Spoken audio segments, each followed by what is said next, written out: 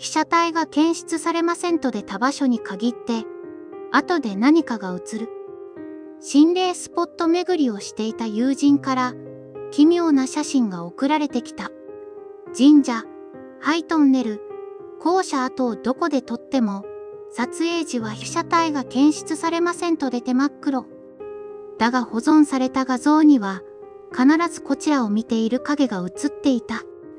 気味悪くて注意したが、友人は面白がって撮影を続けた。ある日、最後に届いた写真には、画面いっぱいの白い顔。その下に、被写体を検出しましたという初めての文字。以降、友人からの連絡は途絶えた。スマホのギャラリーには、まだ未開封の画像が一つ残っている。開ける勇気があるなら、あなたが確認してみる。